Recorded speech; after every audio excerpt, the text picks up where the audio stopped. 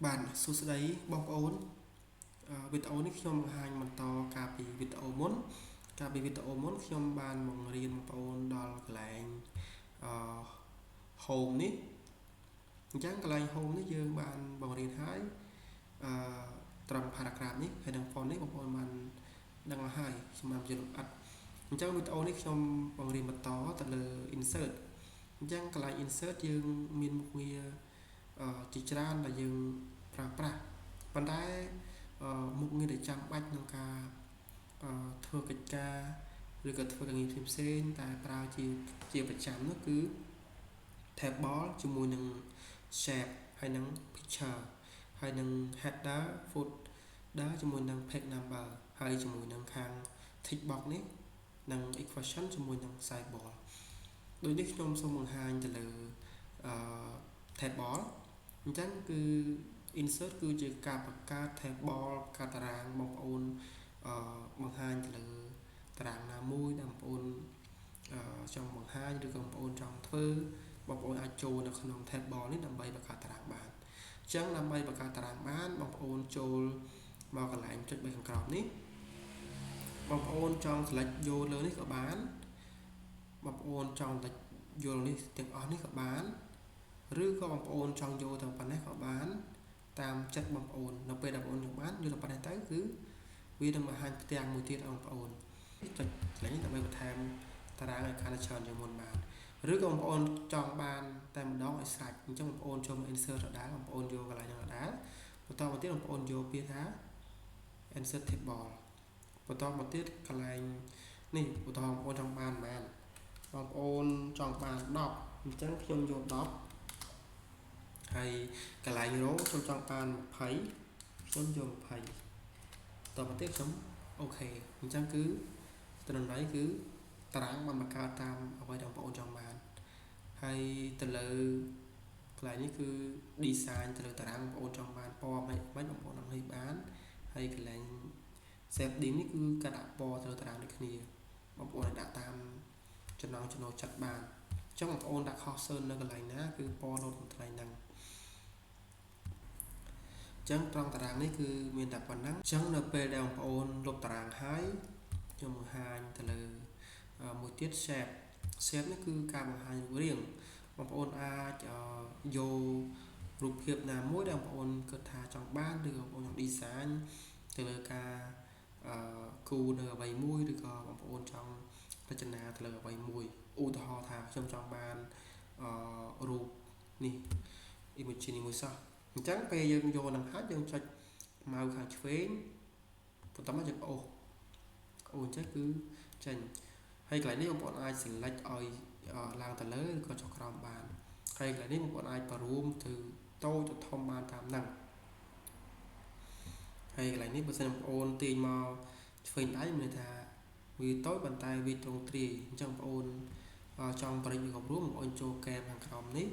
ឬខាងលើនេះឬខាងនេះតាមជ្រុងនេះបងប្អូនរុញទៅលើទៅក្រោមដើម្បីឲ្យរូបភាពហ្នឹងគឺ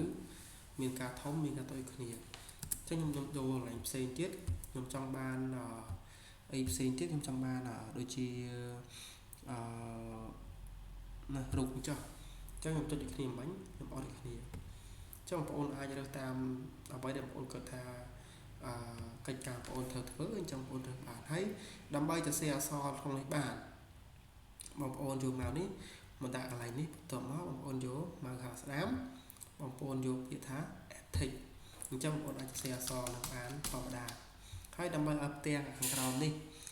ផ្ទាំងខាងក្រោយនេះមានពណ៌សក៏ពណ៌ផ្សេងមិនដឹងបងប្អូនយកកន្លែងពាក្យថា shape file ដើម្បី edit ទៅលើផ្ទៃខាងក្រោយនេះអញ្ចឹងខ្ញុំយក shape file បន្តទៀតខ្ញុំយកពណ៌លឿងឬក៏ខ្ញុំយកថា no fill អញ្ចឹងគឺតន័យបាត់ក៏ប៉ុន្តែដល់ពេលដែលយើងយកតន័យនេះពណ៌នេះពណ៌សអក្សររបស់យើងបានបាត់អញ្ចឹងដើម្បីអក្សរយើងឃើញ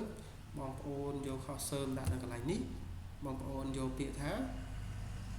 text fill នេះបងប្អូនយកពាក្យពណ៌ខ្មៅអញ្ចឹងអក្សរបងប្អូននឹងឃើញហើយដើម្បីឲ្យបាត់នៃshape online ទាំងអស់នេះបងប្អូនអត់ពិបាកទេបងប្អូនចូលមកកន្លែងពេកមិនអញ្ចឹងបងប្អូនយកពាក្យថា shape outline នេះបងប្អូនយកពាក្យ no shape គឺបានបាត់អូខេចឹងបងប្អូនចង់រចនាទៅលើshape នេះបងប្អូនអាចចូលមកកន្លែងនេះបានដូចគ្នាឧទាហរណ៍បងប្អូនចង់បានយកពណ៌អីឧទាហរណ៍ខ្ញុំយកនេះខ្ញុំចង់បានពណ៌នេះហើយកន្លែង shape online នេះខ្ញុំចង់បានពណ៌លឿងក៏ប៉ុន្តែយើងមើលទៅឃើញទូចពេកខ្ញុំចង់បានពណ៌លឿងនេះ shape online ធំដើម្បីធ្វើម៉េចអត់ពិបាកទេបងប្អូនគ្រាន់តែចូលមកកន្លែងហ្នឹងបងប្អូនចូលទៅ shape online ដដែលបន្តមកទៀតបងប្អូនយកកន្លែង weight នេះបងប្អូនរើសទំហំពេលនោះគឺ shape online របស់យើងគឺមានសភាពធំចង់បានអក្សរនេះមានរចនាឬក៏អក្សរនេះមាន design ល្អបងប្អូនបាទបងប្អូនគ្រាន់តែចូលមកកន្លែងនេះមកបងប្អូនរើសអក្សរបងប្អូនបានតាមអ្វីដែលបងប្អូនគាត់ថាសមឬក៏គាត់ថាត្រឹមត្រូវឬក៏ស្អាតតែនេះគឺយើងអាចបរិយាប្រូអក្សររបស់យើងឲ្យយើងតាមអ្វីចង់បានអញ្ចឹងមុខងារ shape នេះគឺមានច្រើនយើងអាចប្រើប្រាស់តាមអ្វីដែលបងប្អូនគាត់ថាបងយើងប្រើប្រាស់ច្រើនតាមអ្វីដែលយើងចង់ប្រើប្រាស់អញ្ចឹងខ្ញុំថយវិញអស់ខ្ញុំយកនេះវិញគឺយក load fill ខ្ញុំយក no fill online អក្សរខ្ញុំលុបចេញអូខេអញ្ចឹងសម្រាប់ insert គឺខ្ញុំបង្ហាញបងប្អូនថា table ជាមួយនឹង shape តែប៉ុណ្ណឹងទេហើយសម្រាប់ header និង footer page number ខ្ញុំបង្ហាញទេព្រោះវាមិនទៅចាំបាច់អីណាស់ណាក្នុងការប្រើប្រាស់ទេហើយកន្លែង sidebar នេះគឺការមិត្តសញ្ញាមានន័យថាយើងទៅសេឧទាហរណ៍ខ្ញុំសេព្រះរាជាណាចក្រកម្ពុជាជាតិសាសនាព្រះមហាក្សត្រឬក៏ព្រះរាជាណាចក្រកម្ពុជានៅក្រោមព្រះរាជាណាចក្រកម្ពុជានេះគឺយើងរើសសញ្ញាណាមួយឧទាហរណ៍យើងរើសសញ្ញានេះឧទាហរណ៍ថាសញ្ញានេះចុះចឹងបងប្អូនចុចចឹងមកចុច insert ចុច close ពេលនោះគឺសញ្ញានឹងបិទមកហើយកន្លែង equation នេះគឺការសរសេរទៅលើលេខមានន័យថាគណិតវិទ្យាឬក៏គីមីចឹងទៅបងប្អូនអញ្ចឹងសម្រាប់ insert មានតែប៉ុណ្ណឹងដែលសំខាន់ក្នុងការសិក្សាហើយសម្រាប់ design ដូចជាអត់មានអីទេអត់ពិបាកអីក្នុងការសិក្សាទេយើងគ្រាន់តែត្រូវសារតែ3មាន watermark ជាមួយនឹង page color ជាមួយនឹង page border អញ្ចឹងចាំវីដេអូក្រោយខ្ញុំនឹងបង្ហាញបងប្អូនបន្តទៀតអញ្ចឹងសម្រាប់វីដេអូថ្ងៃនេះមានតែប៉ុណ្ណឹងសូមអរគុណបងប្អូនដែលបានតាមដានតាំងពីដើមរហូតដល់ចប់បើសិនជាបងប្អូនមានចម្ងល់អាច comment ខាងក្រោមបានហើយបើសិនជាបងប្អូនពេញចិត្តទៅលើវីដេអូរបស់ខ្ញុំសូមបងប្អូនជួយចុច like ជួយ share comment ជាមួយនឹងចុច subscribe ដើម្បីទទួលបានព័ត៌មានវីដេអូថ្មីៗនៅពេលក្រោយទៀតសូមអរគុណសូមជម្រាបលា